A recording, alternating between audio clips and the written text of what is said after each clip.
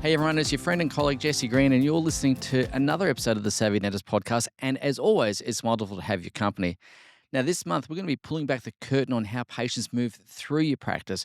What so many practice owners don't understand is there's a journey that your patients go through. And what we're going to be unpacking over the course of a few episodes is exactly what that journey is, how to craft it, how to make sure it's memorable, and how to make sure that you're getting patients coming back again and again and again. And in this particular episode, we're going to start by looking at where patients are leaking out of that journey. We want to plug those gaps and make sure your patients stay in your practice for a long, long time. Think of your patient base like a bucket. The problem is that most practices have leaks in their bucket. Patients are coming in through the front door and leaving through the back door. Practices are spending thousands of dollars every single month on Google ads, Facebook ads, whatever it is, trying to attract new patients through the front door, but they're forgetting to close the back door, meaning those patients are leaking out every single day. And the leaks occur because no one's really thought about the journey. Nobody's mapped it out. Nobody's figured out what the steps are that the patient goes through to have a great patient experience. From the time the phone rings to the time they come through the door to when they have their treatment to the follow up sequences and so on. Most practice owners think in terms of appointments. They think if my book is full today, everything's okay. But what smart and intelligent practice owners do is they understand the stages of the journey and they look to optimize every single step in that. And they identify where the leaks are in each of those steps of the pipeline and close them down. The big lesson here is more often than not, you don't need more new patients. You actually just need to stop losing them. So, your challenge this week is to actually map out your patient journey. Get the notepads out or get your sticky notes out, put them on a whiteboard, and map every stage of the journey. Think about where your patients might be getting lost and think about the systems you need to have in place to close those leaks down so you keep your patients through the whole pipeline of that patient journey. I want to talk a little bit about a practice that we worked with in Victoria. This practice that we started working with had capacity for 3 chairs, but only about one and a half of those chairs were full. And the problem was they had pretty good patient flow, new patients coming in every single week, every single month, but they still weren't getting busier. And what we did when we started working together with them was we simply mapped out the patient journey, like I discussed, and we closed down those leaks. Now, the consequence of that was that the practice became busier. Those 3 chairs became full. Not only did they become full, they became really full, so full that the capacity of the practice was stretched. That gave them confidence to add another 3 chairs.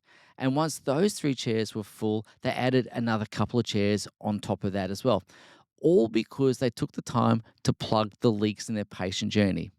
So, if you're thinking about patient journeys, it's really good to understand which companies do this really well. And so, if you want to model success, it's good to look at others who do this, very, very successfully. I've been on field trips around the world. I've taken our clients on field trips around the world to go and study the best in the business. When it comes to creating great journeys, great experiences, you can go no further than Disney. Disney have a wonderful customer experience. They map it out every single step of the way. They know every single touch point. They know every single interaction. They know what emotions they want you to feel at each of those interactions and touch points as well. And it's no wonder that Disney, described as the happiest place on earth, has people coming back again and again and again. And that's exactly what we want for you.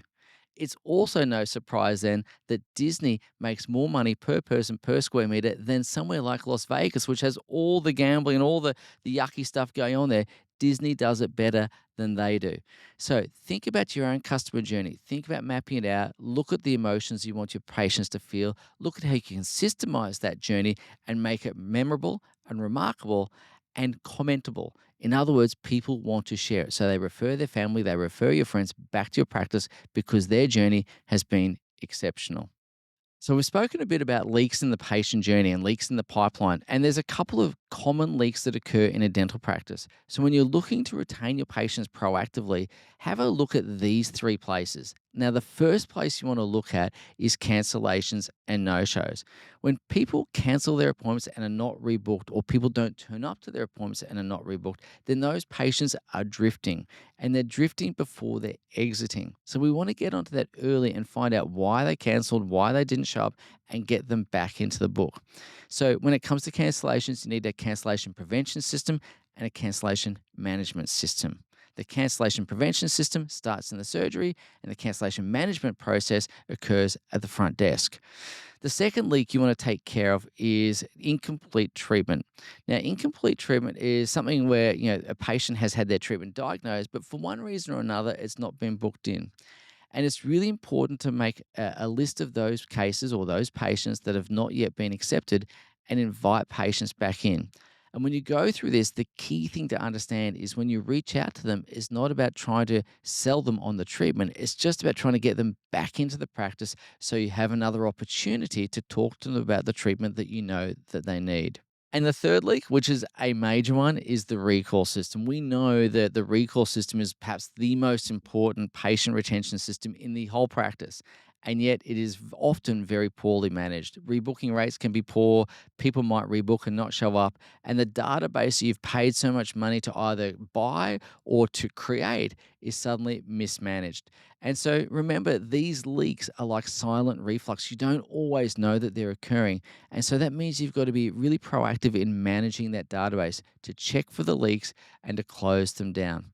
Now, as I said at the beginning, if you can close those leaks down, you'll find your books get busier. When your books get busier, you have confidence in making decisions about, do I hire? Do I bring on another dentist? Should I purchase another piece of equipment?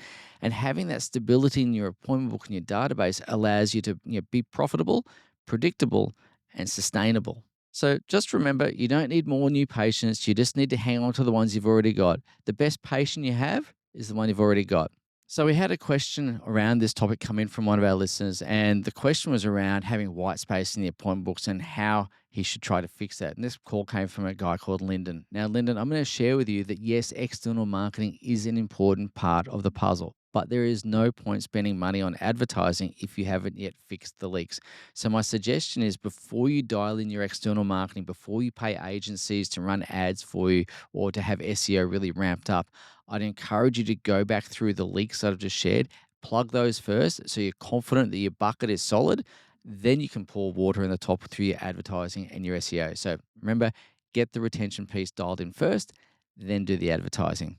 All right, gang. So we've covered retention today. In our next episode, I want to talk about some specific language patterns that are going to help your case acceptance no end. We're going to talk about how to go from a definite maybe to a definite yes. It's all in how you present the treatment, and the language skill I'm going to give you in the next episode is going to help you take your case acceptance to another level. So I look forward to seeing you on the next show. Take care. Bye now. Hey everyone, it's Jesse here. I hope you enjoyed that episode of the podcast. If you're looking for some more tools, some more insights, some more inspiration to help you create a practice that you love, as well as a life that you love, well, head across to savvydentist.com and check out all the goodies that we have there waiting for you right now.